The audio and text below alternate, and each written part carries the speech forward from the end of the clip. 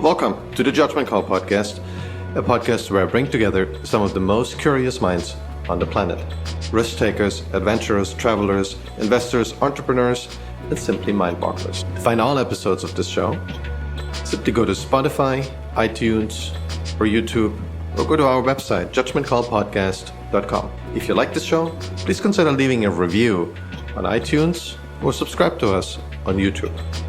This episode of the Judgment Call podcast is sponsored by Mighty Travels Premium. Full disclosure, this is my business. What we do at Mighty Travels Premium is to find the airfare deals that you really want. Thousands of subscribers have saved up to 95% in their airfare. Those include $150 round-trip tickets to Hawaii from many cities in the US, or $600 lie-flat tickets in business class from the US to Asia, or $100 business class lie-flat tickets from Africa round-trip all the way to Asia. In case you didn't know, about half the world is open for business again and accepts travelers. Most of those countries are in South America, Africa, and Eastern Europe. To try out Mighty Travels Premium, go to mightytravels.com/MTP, or if that's too many letters for you, simply go to MTP, the number 4, and the letter U.com to sign up for your 30-day free trial. I was obviously curious, I've heard about you before. I saw your articles, and I know you write for Bloomberg, CNN, a bunch of high-profile travel sites. And they're not just travel sites, they're general interest sites, but you write for the travel section from what I've seen. Help me understand, how did you get into travel journalism and travel research? I think this is where you are at now, correct? Yeah, so I'm a travel industry analyst, and I'm not a journalist. So you may have seen some reports that I've written, either previously when I was at Forrester Research, or some of the reports we've written at Atmosphere. And I do get interviewed a lot by journalists at Bloomberg, the New York Times, CNN, other publications, other outlets. I am an accidental analyst, I will tell you that. I started working in advertising on the American Airlines advertising account, and then went to work at TWA and some other airlines. I moved out to San Francisco, where I live now, to run marketing for the Fairmont Hotel chain, and then worked at a brand agency and an online travel company. In 2000, I went to work for Forrester as an analyst to help them understand what technology was going to do in the travel industry, and to help travel companies understand what technology was going to do. And I've just stayed an analyst for now more than 20 years. There isn't a lot of people who have the stamina and the staying power in the consulting and analyst business. I always feel like, at least that's true for consulting. There might be slightly different for analysts. It is something where you grind through a lot of data, you come up with a lot of research reports, and then after like 10 years, if you're not partner, if you haven't made it that far, you kind of look for something else, like the grass is always greener on the other side. It seemed like you always had a strong connection to the travel industry. You liked it, even if you started in there accidentally. Yeah, no. I was one of those little boys who built model airplanes and collected the airline timetables. Oh, Most kids my age were reading Sports Illustrated. I was reading Aviation Week and Flying Magazine. I learned how to fly an airplane before I could drive a car. So I'm lucky. I've been able to turn my hobby, my avocation, into a series of different jobs, all related around an industry I'm very passionate about. And it's an industry that has evolved enormously. And just look at the changes that we've seen travel companies do during the COVID pandemic, how they've had to adjust what they're doing, whether they're an airline or a cruise line or a hotel company or a travel agency or anything else. So it's just been, I consider myself extremely fortunate. I've been able to have a seat at this table. And it's interesting to see what the problems are and how to figure out how to solve them. That's very positive. I think the travel industry, there is something special about it, and that also is true for myself. That's how I looked at it from afar in the beginning. of my career, and then I started 3 different travel companies by now. So from an entrepreneurial perspective, I never worked for a travel company, for a major travel company, but some of these startups became somewhat major and had an impact on the industry. I hope some of a long-term impact. And what do you think makes the travel industry such a magnet, so to speak? I mean, obviously we have tons of flight attendants, right, who kind of have accept a really low pay. That's all pre-COVID, but they accept a very low pay to see the world, to kind of get out there and get this sense of curiosity taken care of that they have. And I feel there's a lot of people in the industry certainly have more of a maybe a curious gene. But when I worked in the airline industry, I was expecting the same thing, right? I was expecting airline executives, people who work in the airline industry, when I tried to sell them software, they had no curiosity at all. They were like the automotive manufacturers. So there seems to be a strong magnet on, say, the consumer side of the travel industry. But once you're in it, it seems like the curiosity is going for a bad turn. It seems to go away. That's at least my experience seeing that industry from the inside. I think a lot depends on the role that you're in, and the times that you're in the business. And I've been in this business long enough to have gone through several booms and busts, through 9/11, through the Great Recession of 2008, 2010, and now the COVID pandemic. And we're still obviously not out of that. But you're right. I mean, there are certain jobs in the travel industry that attract certain people. And I've always just been curious about our world. I hope to be able to visit every country before I die. I've got a long way to go. But the travel industry is also a fascinating business. If you think about what it has done, it created dynamic pricing and revenue management. It took loyalty programs to a new level of consumer engagement. It's an industry that has gone from being very brand focused to very retail focused. It's one of the largest segments on the sectors, in terms of consumer e-commerce. It had been the largest, but with COVID, I'm not sure now if we've seen general retail grow beyond travel. But we in terms of what travel is and the parts of it, airlines, hotels, cruise lines, travel agencies, rental car companies, and others, it's just vast. And Torsten, what's so amazing is some of the companies that are having huge impact didn't exist a few years ago. Facebook is a major advertising platform.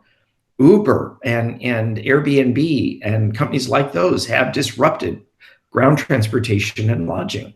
So, it's always evolving, and that makes it fun for me. It probably doesn't make it fun for some people, but I like it.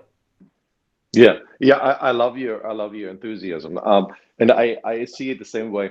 One thing that I always felt with travel, and maybe that's too far from everyday's needs that people see, but I always felt travel is an extremely great tool, not just for your own curiosity to satisfy that, but also to this exploration that we have, that all of us have at a certain point of our lives, some more than others.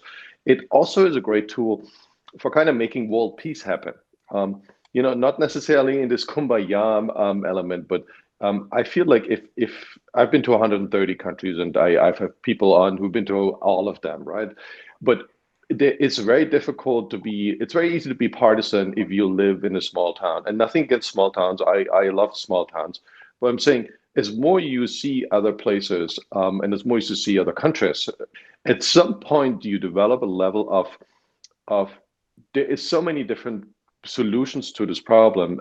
You cannot be partisan anymore. Yes, there's exceptions, and I think if you look at communism, and I grew up with communism, so I have a special antipathy with communism, so to speak. So there is certain things in the world where you feel like, wow, this isn't right. But on the other hand, it makes you, for 99% of the cases, in my personal case, but I think this is true for others too, if you've been to so many different places, you spend some time there, you live there, there's other people on the other side of that wall, of the fence, or whatever ideological place other people are in.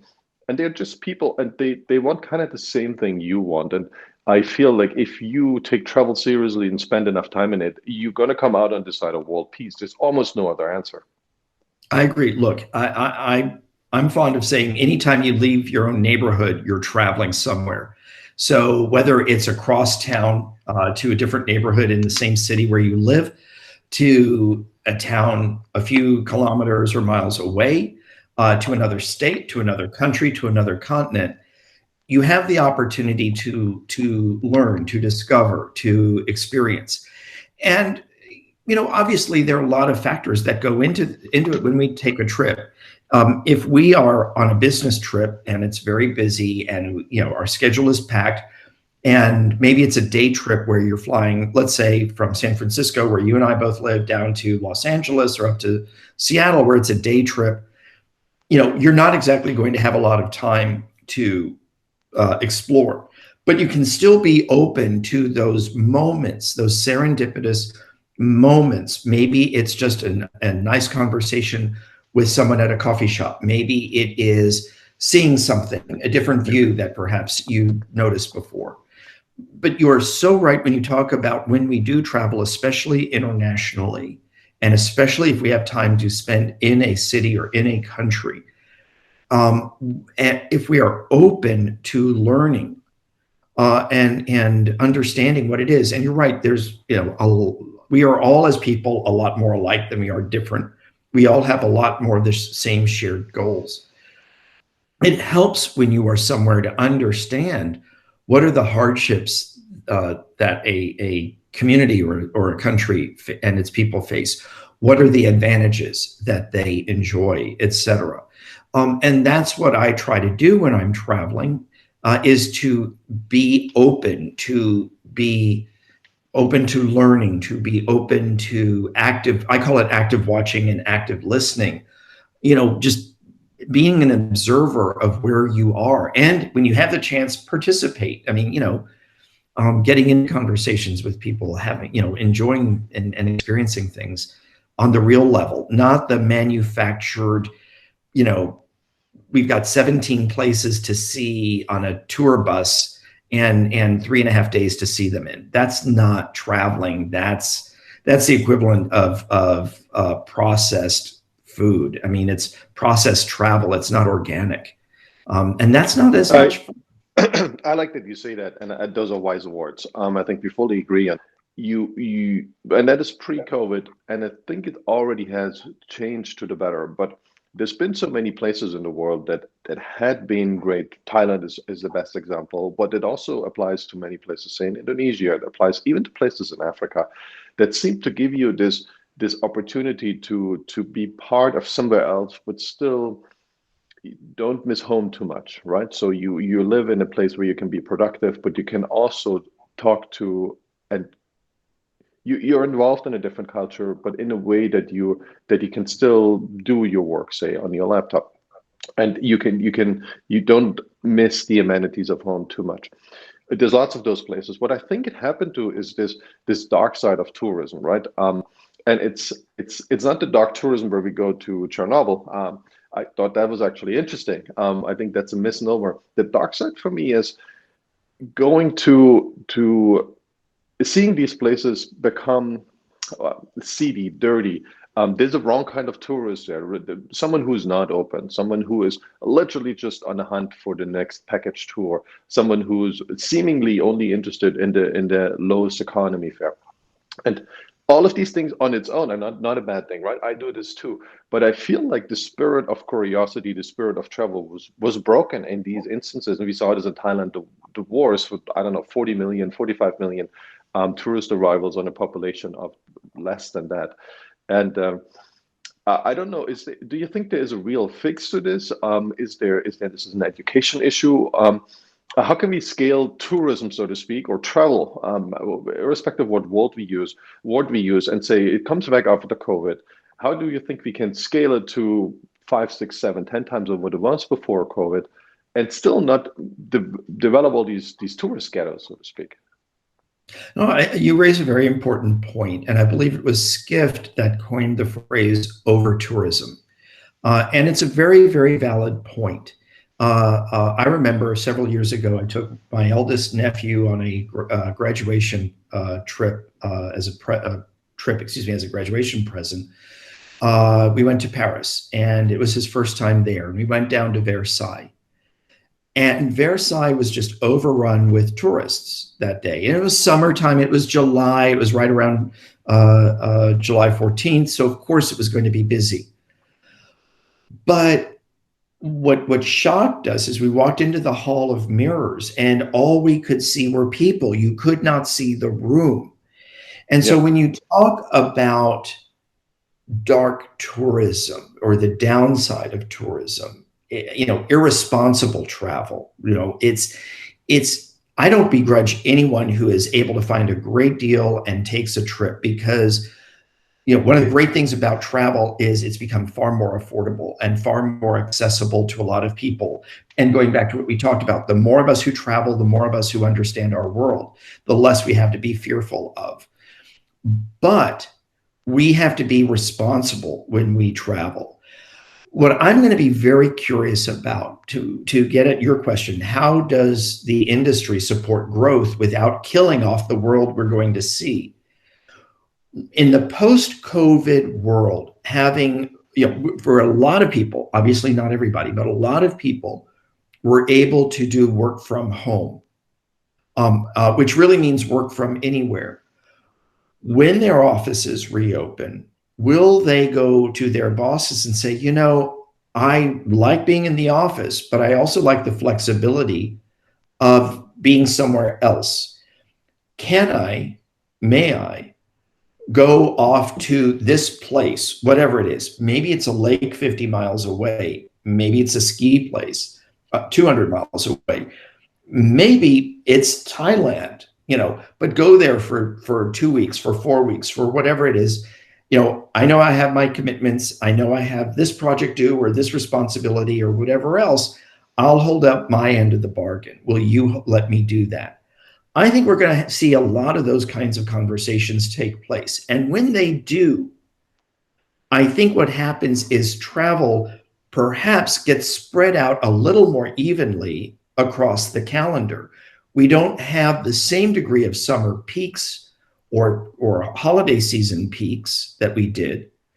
And at the same time, maybe we don't have the deep valleys in the off season that we once did either. So, I don't know. I do know there's a lot of pent up demand for people to travel. I'm calling it revenge travel, revenge tourism. We've been kept at home for so long. We're eager to get back out to see the world. It's one of the top things we want to do. Aside from seeing family, we haven't been able to see. But I think once things stabilize, it'll be very interesting to see what happens. I think business travel won't be as strong as it once was, but there will be business people traveling on their own budget, on their own money, to go to some of these places where they'll work for 2, 4, 6, 8 weeks, or whatever, at a time, and with their families. I think it's going to be a very different world. Yeah, I've been doing this for the last 10 years, really taking my family around the globe, and we work from different places. And I'm trying to, plan at least enough time that I can see enough about the country or the place that I can learn enough from it. Sometimes picking up a few words in a new language, sometimes even going to a language school. So there's now a word for a digital nomad, which has a bad ring to it for most people, because it kind of implies that you basically just you take your bad behavior to a new place without learning anything, which I think so I'm still not sure what I'm making of this term. One thing that I noticed, and I've been to Costa Rica last week, and I realized Costa Rica had an amazing hand in pulling the sustainable tourism off. And I always felt of this, man, this is just a marketing slogan, right? Everyone wants to be sustainable. But what Costa Rica has done, and the whole country seems to be that way, like there isn't even one big road in the whole country. It's all spread out. There's villages, and you think of it, whoa, this is all going to be really poor, but it's not. It's a middle income country. There is a lot of places along the coastline, Pacific and on the Atlantic coast, there's little places that have amazing food. They're not cheap, so nothing is really cheap in Costa Rica. So that is a problem that cannot compete on that scale with Thailand. But it is a place where you feel like, and I've never been there before. I felt like I don't want to leave anymore because there's fast Wi-Fi. It is easy to buy a house. A lot of people speak English. The food is fantastic. It's not much cheaper than San Francisco, but the living quality is so much better. It's safe because you're right at the beach, and everyone is friendly. You don't get ripped off. It's pretty amazing what as an example that they delivered to the tourism industry. Yeah, no, I think that's a very good point. Now, you mentioned sustainable travel and sustainable tourism. I think that we as travelers, or at least a good number of us, are very focused on this, and it's especially important to people under the age of 35, based on our research that we've done. That when they travel, they want to make sure they are being good citizens. You mentioned bringing bad habits to a new place. There are a lot of people who do try to be open so that if they're doing something bad unintentionally, they stop it, and that they're learning what local customs are. And again, one of the benefits perhaps of the ability to spread out when we travel is that it reduces the peak period impact and maybe spreads out the impact of travel and tourism on a country, on a city, on a park, whatever it is. At the same time, we have to be careful when we are traveling, not, that or the people, the countries or the organizations that are controlling a point of interest or a park or a venue, not to allow too many people in it, that the destination gets ruined. So it's really careful, and there are fine lines that that have to be walked. There are balances that have to be struck. You don't want necessarily to be a place that is so expensive only the very elite can go. I mean, there are places like Monaco that revel in it, but there are very few of those places. But as you said, there are some places that the airfare may be cheap and lodging may be very inexpensive, but other parts, other things when you're there, food, entertainment, whatever, that may be expensive. Again, this is where travelers have to figure out, what can I afford to do and how can I stretch my budget? And we as people have been really resourceful when it comes to this. We will, rent maybe just rent a guest room at someone's house as opposed to staying at a hotel, or we'll travel with a group of friends to spread out the expenses and rent an Airbnb or something like that. So there are a growing number of options that help keep traveling more affordable for us, and allow us to spend the money where we want to, where it's going to give us the most value, the most return, if you will, the greatest happiness, whether that's on food, whether that's on language lessons, whether that's on scuba lessons or skiing or shopping or whatever it is that we choose to do. Yeah, you run a research company that basically looks into all the trends that are going in travel. And I'm curious about what your scenarios are, how the travel industry will recover from COVID. We all know that travel has been down 90%, probably still down somewhere around 60 to 70%. You probably have better domestically because of the travel. How do you think the recovery will look like, and then airlines and then the lodging and hotel industry? Sure. So first, we have to understand that travel recovery is going to occur in a patchwork. It won't be uniform around the world because vaccinations will be available to people at different rates. People will get vaccinated at different rates. You've got macro factors like economies and things like this that will all be at play here. In the US, well, let's put it this way, in developed countries, I think that travel recovers in roughly 3 years. I think leisure travel, especially in the US and in Europe, will recover within 2 years or so, maybe a little less, depending again on how well vaccinations go. Asia may recover even faster with its leisure travel, but that would be what I'll call domestic or regional travel. So Europeans traveling within Europe, North Americans traveling within North America, Asia, people of Asian countries traveling within Asia. Long haul travel will take a couple of years, or 2 to 3 years, maybe 4, to get back to normal. Business travel will take several years to get back to normal, and it probably will be smaller for several years before it hits pre-COVID levels, because companies are learning that they don't need to have their employees traveling as much. The airlines that are better able to attract and cater to leisure travelers will enjoy faster recovery. So, that's good for the budget airlines like Ryanair and EasyJet in Europe, AirAsia in Asia, here in the US, Frontier and Spirit.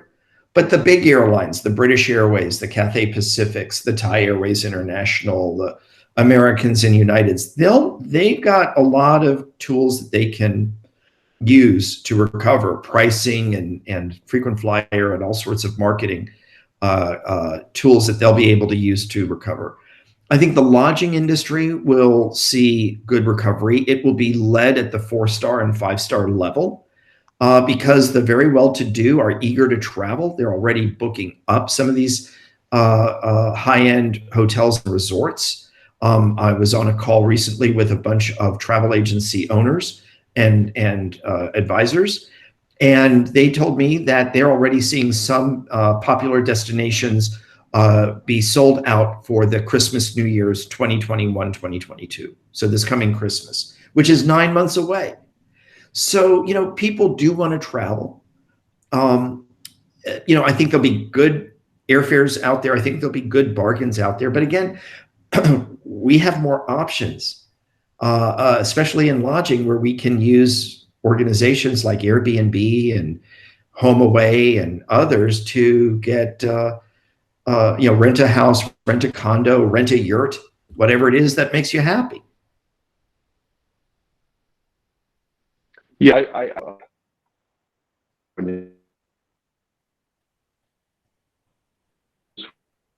for New Year's Eve, there was basically a week or a week after, and obviously not surprising.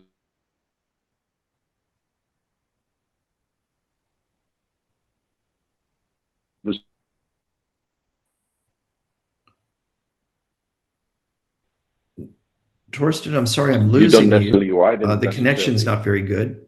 Okay. Yeah, I wasn't sure if it's just me. How about now? Is it any better? Yes, now it's better. Okay. Thanks. Hang on. Let me just double check it's going to stay that way. Sometimes it's a little shaky on my side. Something's going on with my Xfinity Wi-Fi the last couple of days. I was in Cancun over last New Year's Eve, and I was surprised. The room rates were around $600 a night for the nicer places in town, and the hotels, surprisingly, or maybe surprisingly, were basically sold out. And Mexico is one of the few places, like Costa Rica, where it's relatively, there were a few COVID entry restrictions on an immigration level. And I was surprised that the makeup of the guests there had shifted quite a bit. It was less American. It used to be 90% American tourist destination, and it was probably 50-60% Brazilian. And I flew down further down to South America, and everyone was Brazilian. So interestingly enough, there's a lot of shifts happening. And you see this with Copa Airlines, for instance, who wasn't able to fly for the longest time. But when they restarted, it seemed a lot of the passengers came out of Brazil. Brazil seems to be beyond that level of pre-COVID in domestic flights. And so the domestic recovery in Brazil seems to be on a high level. Probably the fares are lower, but the pure passenger numbers and the number of flights are up. And I think the same is true for China, who has already exceeded the pre-COVID levels in domestic flights. And there seems to be only, and the US is pretty close. I don't know how far we are off, maybe 20-30%, but I think a lot of discount airlines, they're putting on routes and they're already beyond pre-COVID levels. Like I think Spirit and Allegiant I'm not really sure why, because they always. I've never been a very a favorite. I've never had a lot of interest in going on Spirit or Frontier because I feel there is a price difference, but it's relatively small, especially if you need to bring it back. And the drama and the hassle that you accept with both of these airlines seem to me not worth it. So saving $20-30, which you definitely can for most routes, it rarely seemed to be worth the drama for me. So I'm kind of surprised that they do so well, but obviously that's people vote with their feet, and it seems to be making a big difference. What I realized is though, when that was really interesting, I went to Munich last October, and the business class was basically full, and Lufthansa. It was still the old plane or the old configuration, but economy was basically empty. So literally there were 10 people in economy in a 300-person plane. And the business class is 40 seats about, and that was basically full. And I found this quite stunning, and the flight attendants told me that's been the case for quite some time.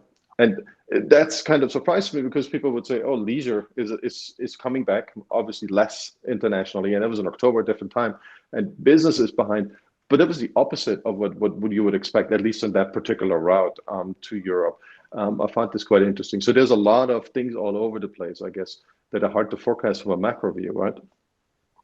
Right. Well, again, it comes down to a couple of things I can share with you. I don't want to become the research nerd, but pardon me. What we are seeing is that, one, we've known airline passengers have historically earned well above average incomes. During COVID, what's been very interesting is that passengers who are traveling, in particular long haul, but also domestically, are willing to pay an affordable premium to sit in business class, premium economy, some of the premium cabins, first class if it's a 2-cabin domestic flight, if the fare difference is reasonable. And what they're doing it for right now is not just the comfort, but the added space, especially on a long haul flight where you have the pods in business class and the seat goes flat. You have a fairly generous amount of room between you and the person sitting in front of you or the person sitting in back of you. And because the seats are wider, there are fewer people across, so you have a little bit more space and privacy as well that way. So I'm not surprised that business class was full.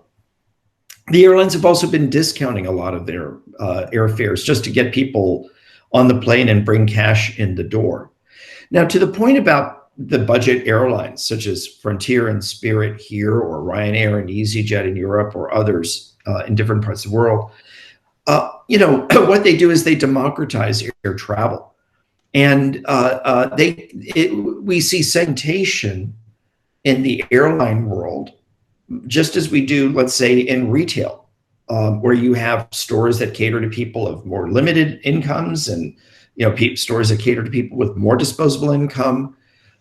You have airlines now that cater to people who don't earn a lot of money or don't want to spend a lot of money. And, that's fine. Again, it goes back to democratizing travel, making it more affordable and accessible.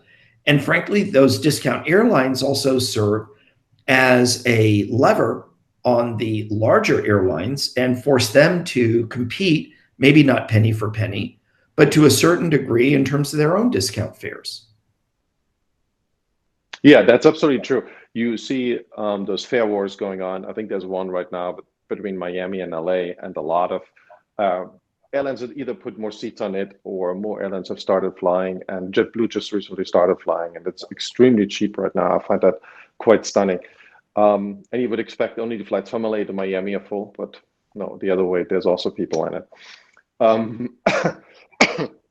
Beyond that, when you look into, and I know you're an expert there, when you look into the loyalty programs that the major carriers have built and the enormous pull that they've created in the mind of American consumers, who I think have at some point valued their miles more than dollar spending, right? So it's become an amazing pull to an amazing carrot to hold in front of people's daily spending habits. What do you think is going to happen to them when I look at the loyalty industry? I was expecting last March that this would really loyalty promotions, and we've seen this before. There were free nights, say after 5 stays, or you have to do 10 flights and you get a free flight. Or you get 60,000 miles. US Airways was one of those promotions quite some time ago when they were still around, and they gave you a lot of milestones, and if you would complete them, there would be a pretty big payout. And I thought that would happen after March, of the beginning of the pandemic, that these programs would set milestones and create a lever to bring people back in. They seem to have not done much. I know they've used it as a cash cow, and they used it to mortgage against additional loans, which I think is a smart idea. But for the consumer, I feel they haven't moved much. They haven't gotten more attractive. Yeah, what the airlines have done with their loyalty programs is basically they said at the beginning of the pandemic, we're putting everything on hold. We're going to extend your elite status, if you have it, at the same level through 2022, because they realized no one was going to be traveling. They have done some things, Torsten, although it may be targeted. Fly so many times, earn a bunch of bonus miles, or take so many flights and spend a certain amount of money and earn bonus miles that count also towards your 2023 elite status, or other things like that. So there have been some promotions out there. Some airlines have lowered some of the requalification levels for elite status. So everyone who had, let's just say you had a platinum status or something like that, you were grandfathered in that status from 2020 into 2021. But then what they said is to earn that for 2022, instead of having to do X, you have to do less than X. I will also add, Delta Airlines has not done anything. Delta Airlines is simply at this point seems to be expecting its frequent flyers to jump through the same standard set of hoops for SkyMiles status in 2022 that they would in any other year. And I think that's going to work against Delta, because American, United, and Southwest, among others, have been out there with different kinds of promotions and different kinds of requalification. So we have seen in our research that consumers are less loyal to airlines and hotels, frankly, to most travel brands, than they were in the beginning. In fact, loyalty to any one travel company now is down more than 60% from when I first became an analyst in 2000 and did the first study where I asked about this when I was back at Forrester. And what we find is that people are really not likely to be blindly loyal to any one company. There are a small number of people who are. Most of us have a subset of brands, travel brands, that we will consider, and some that we won't. And so what we do is when we're booking a flight, booking a hotel, booking a rental car, booking a cruise, we know the brands we like and we shop them first. And then maybe we'll look at some of the partners or others that may be adjacent to them in terms of quality and value. And then there may be brands that may be less expensive that we just say the quality is not there, or maybe they're more expensive. We say that would be nice, but I can't afford it or don't want to spend the money. So we're a lot more mercenary ourselves. But one thing that's changed in the past 8 years or so, 10 years maybe, is that the travel industry has really shifted from loyalty to transactional and to a revenue-based model and revenue-based evaluation.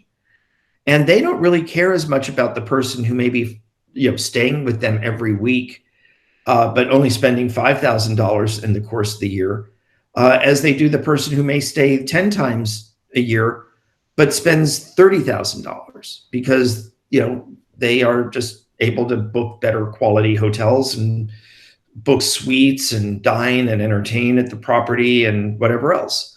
So it's become a lot more focused on the value of the customer. Now, from a marketing standpoint, from a financial standpoint, makes a lot of sense. For us as the consumer, we're out there saying, hey, look, I'm giving you my money, and I don't feel that there's any sense of acknowledgement or appreciation. I think it's a real challenge. And part of that is so many of these brands now are so large that they don't have to care. They won't tell you that. Their PR people won't tell you that. But frankly, you get someone from a big airline or a big hotel out away from the office, dimly lit bar, having a conversation after work. They will tell you that they just don't care about people who, aren't in their top 1 or 2 levels of elite status. I can imagine. And, I don't think it's a surprise. I always felt the airline brands especially had been very generous over the years, especially combined with the banks.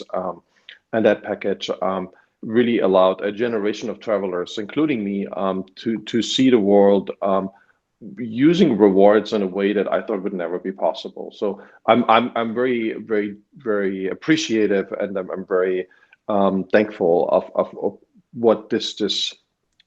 I think it was, I don't know if it was once in a lifetime, but it was a very generous act that I think happens by good intentions, by some luck, and by something that was going on in those companies that didn't even know they wanted to do.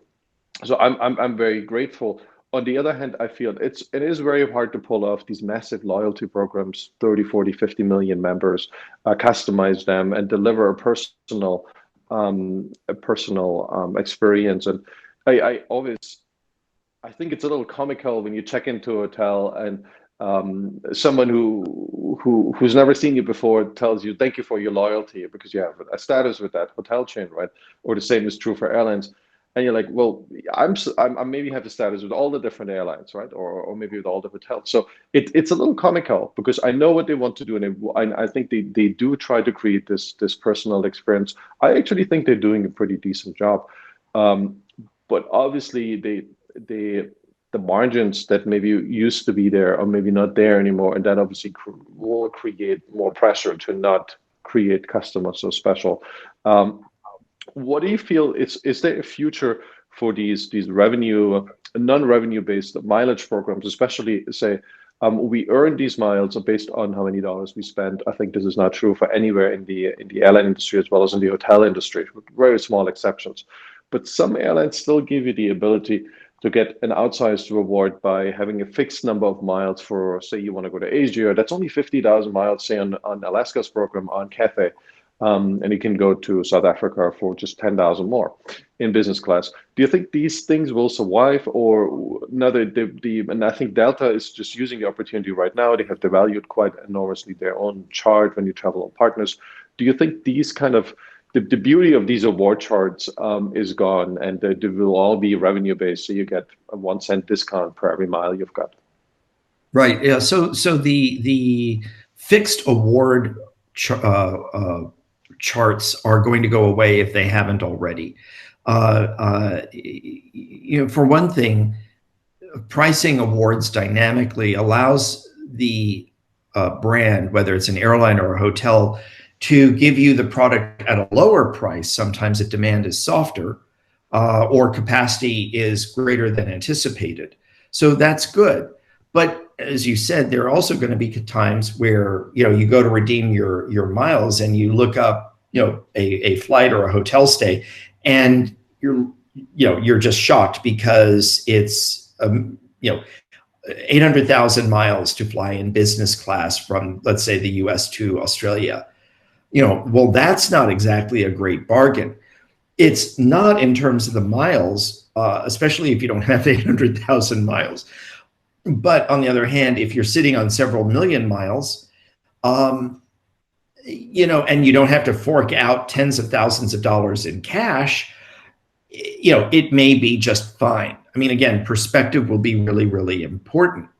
But I think that what the airlines are saying is we would rather tie your earning ability to what you spend to, frankly, recognize and reward those who spend more. To that, I say, you know what, maybe as the brand, you need to really rethink who you want in your loyalty program. do you really want everybody that flies your airline or everybody that stays at your hotel to be a member of your loyalty program? And if you do, then what are the benefits that you're going to offer them that are compelling that they wouldn't otherwise get just buying a ticket as a general customer or booking a hotel room as a general customer? Now, hotels seized on this a few years ago. They said, join our loyalty program and you get free high-speed Wi-Fi. Okay, you know what? At the time, they were charging for Wi-Fi and it could save you $9 or more a day.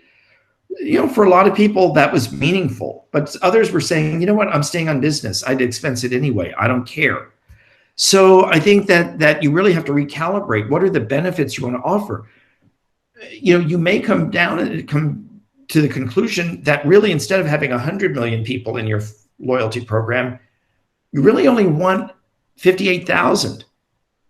Now that's a huge difference and you lose a lot of insight. But maybe that lets you focus on the value you want to deliver to those 58,000 people and make sure they're really truly loyal, because losing them could have a substantial negative effect on your business. Now, that's a hypothetical example that's not based on anything in reality, but it's just going out there to say, you know, these loyalty programs have been corrupted. They're as much or more about the credit card. Are you carrying the brand's co-branded credit card and earning points that way? You know, again, if you are, great, if that's what you like, but more of us have switched to generic bank cards like Amex membership rewards, Citi, Thank You, Chase Sapphire, etc., or we're doing cashback because that's definitely more relevant. So an airline card, a hotel co-branded credit card, that doesn't carry the cachet or the value or appeal that it once did. And that all goes back to the devaluation of the core program at the travel brand. Yeah, I think we're going to see this bifurcation. For hotels, they're probably in a better place because they basically, once you book a hotel on, say, Hilton.com, it's 25% less or 15 to 25% less than in commissions than what they would have to pay through an OTA. But the OTAs have lost a lot of traffic, like Expedia.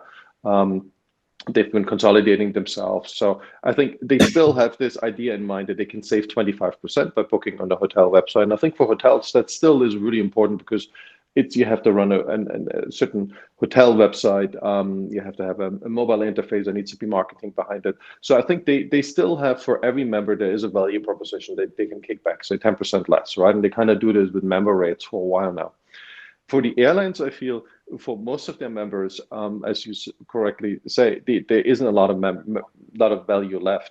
And I think I wouldn't be surprised to see if Google buys one of those big airline loyalty programs, because Google can monetize that data, whatever you've done before, whatever data shows up, very well, right? So they probably already have that data.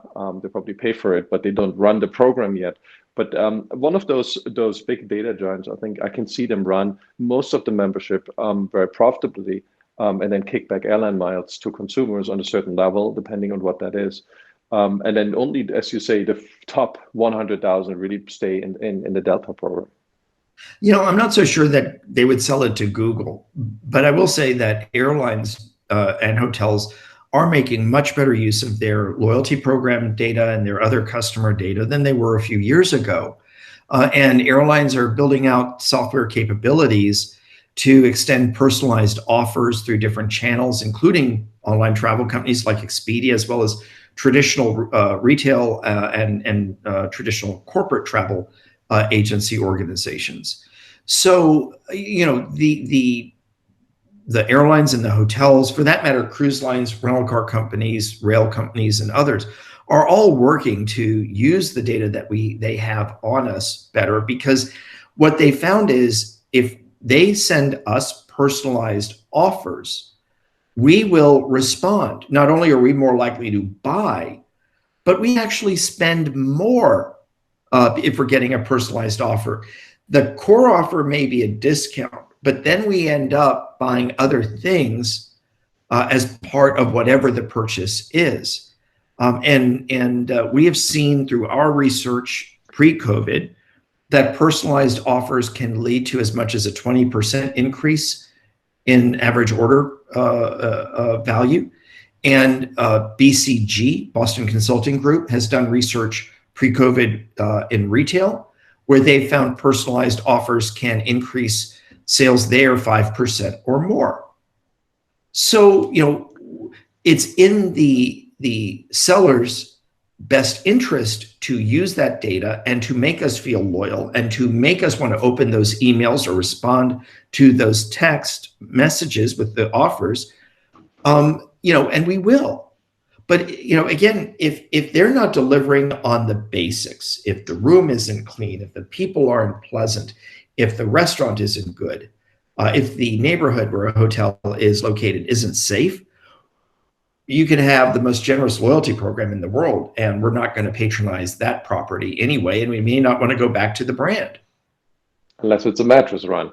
Yes. Do you have data how much money on average each loyalty program makes per member? So say United, I don't know if they break it out, but United Mileage Plus is responsible for 3 million in profit. 3 billion. Yeah, I have not seen anything public on how much profit they earn per customer from an airline. I have seen hotels discuss, the average rate or revenue that they get from their loyalty members, and it is considerably more. It's, I believe, at least 15% more than the average guest, and possibly far more than that, depending on some of the brands. Marriott, for example.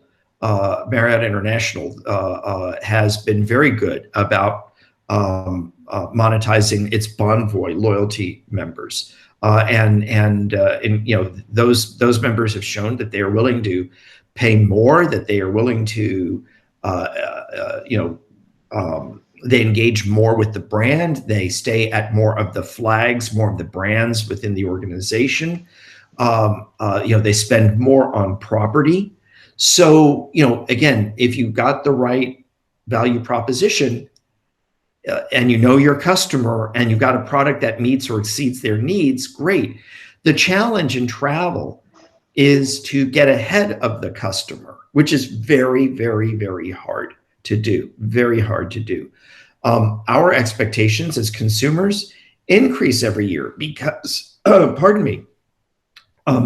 our expectations increase every year because the businesses we work with invest and they do things that are better, whether it's Google, whether it's Uber, whether it's the supermarket, whether it's the bank you use or whatever else. They're doing things to make things easier and more convenient. And what we expect is, others are going to keep pace with that. Guess what? They're not.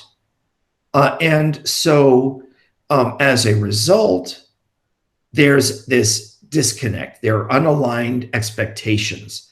The consumer is up here, the brand is here, and the problem is that the brand isn't saying to us, hey, you need to come down to our level, and then making us feel good about it. All they do is disappoint us and frustrate us. And then what happens? We say, you know what, I've had enough of it. I'm going to go and see if there's something better available somewhere else. Or we just become mercenary. Yeah. Well, there is this huge disconnect, and I'm always curious why that is. There's a huge disconnect, and say how Europeans travel. They basically have no hotel chain affiliation, for instance, and they try to intentionally, most Europeans, to select non-US hotel chains. So it's very hard to get anyone I know from Europe and say into a Hilton. They would go to a Radisson maybe. They might consider certain brands they know locally, but they whatever you suggest, they will not go to a US based chain. And then it's kind of the opposite in the US, right? So we are when I'm traveling and I see a US brand, say in Europe or outside of Europe, if it's not crazy expensive, I consider booking there. But I wouldn't think much of most European brands because I feel like there isn't a lot of brand standards. And I felt this perception that there is something going on with the European travelers that works very different in their mind. And I don't know if you looked into this, if there's something specific that loyalty programs maybe can address, or that the whole organization can address. It seems to be like almost like a completely different world. Yeah. So some interesting things. First, you know, what was very interesting is years and years ago, I worked for a branding agency, and the parent companies of Holiday Inn, it was then Bass Hotels, was one client. Another client was Visa International. And research we did for those organizations, and this is now literally going back more than 20 years, showed at the time that in the case of Holiday Inn was really viewed as a global brand because you know, they just had very good training, and there was a lot of cultural sensitivity. Granted, it was formulaic. It's Holiday Inn. You know, there's a certain look to it. But the things that people liked about Holiday Inn was, interestingly, the reservation system. It was felt to be more accurate and more reliable.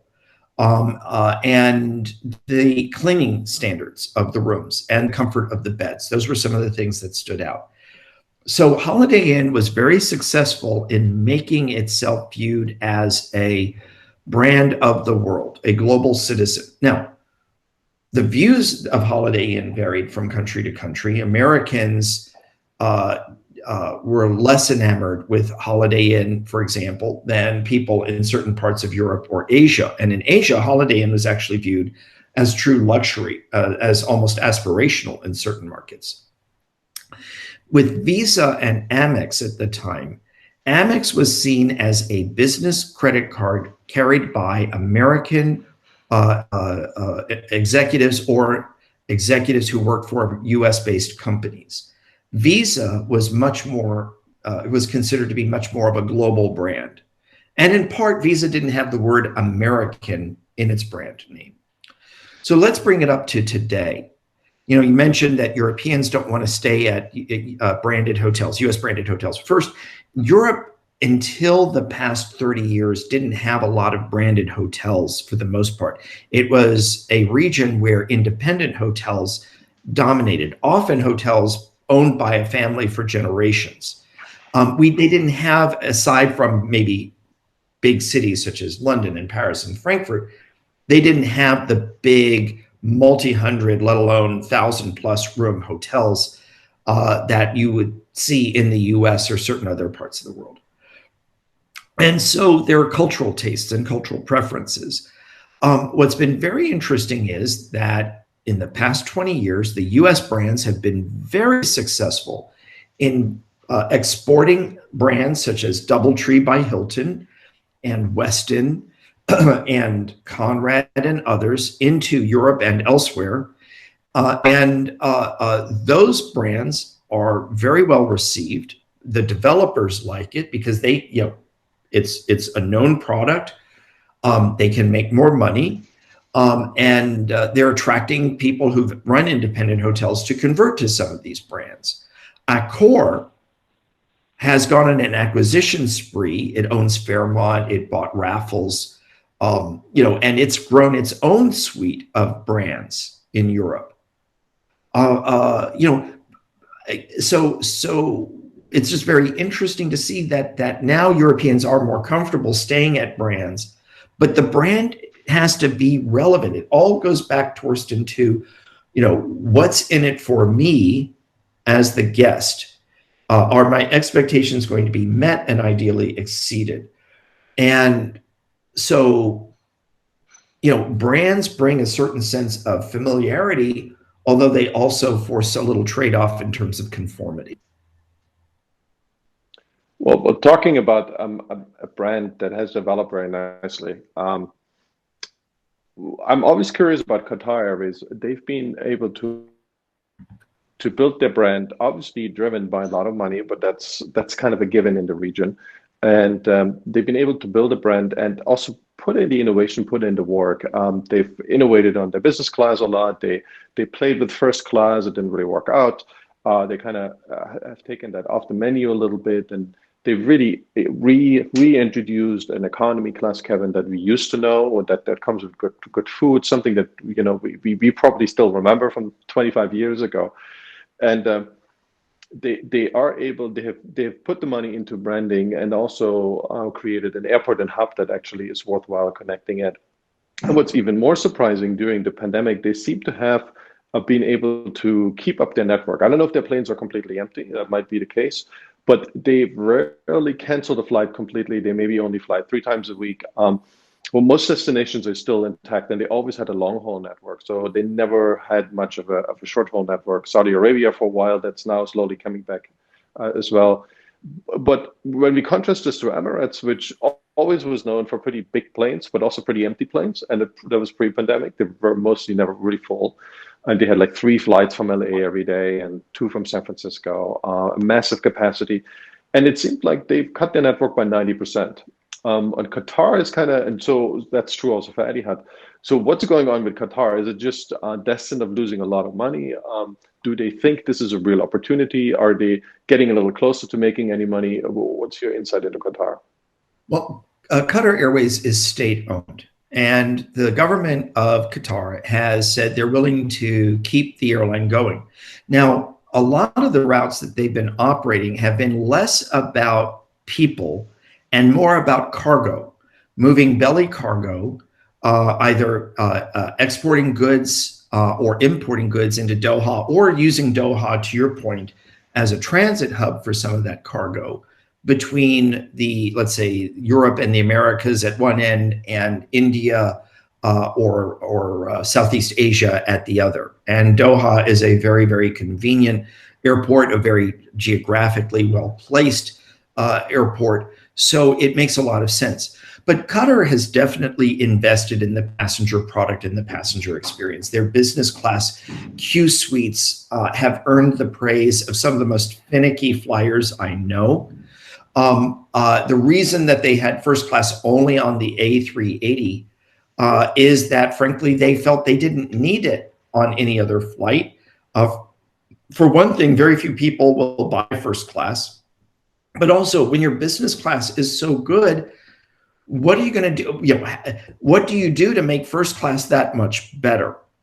And you contrast that, say, with Air France, which has a nice, solidly good business class product, or Lufthansa, but their first class is tangibly better, although they only have first class on a handful of their long-haul jets. So Qatar Airways has really focused on the passenger experience because they feel they need to. They're not as large as Emirates. Their network isn't as extensive. To your point, maybe they can only run 1 flight a day in and out of a city, whereas Emirates may run 2 or more. And they know that they have to really compete. And part of that competition will be based on schedule and price. But part of it is the so-called soft product, the pleasantness of the flight attendant, the comfort of the seat, food, in-flight entertainment, Wi-Fi, all of that. And it will work. So, it seems to be working for Qatar Airways right now.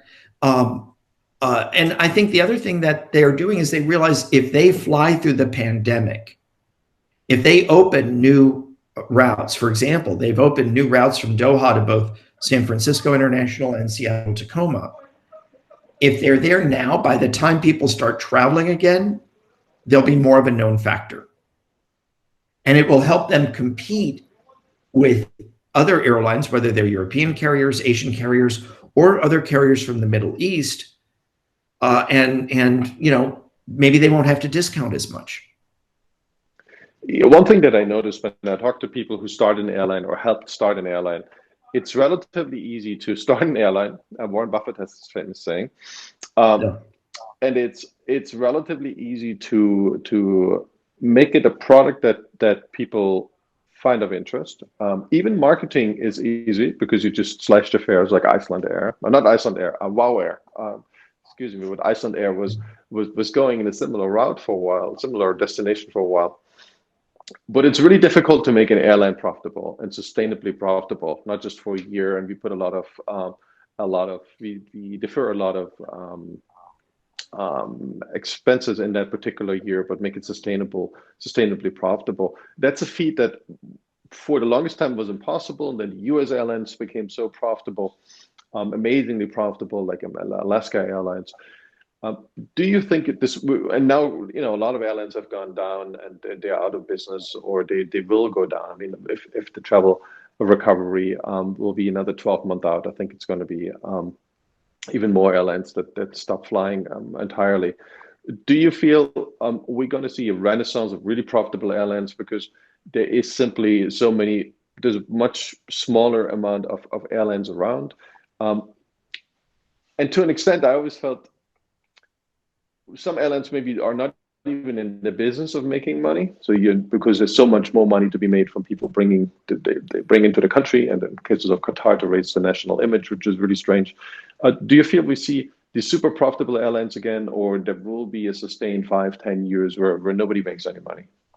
No, I think, look, you do have some airlines like Qatar and Emirates and Etihad that are viewed as strategic assets, and their contribution is measured more than in their own individual profit and loss. It's what do they do to help with travel and tourism, to help with development, to help with the country's positions on the world stage,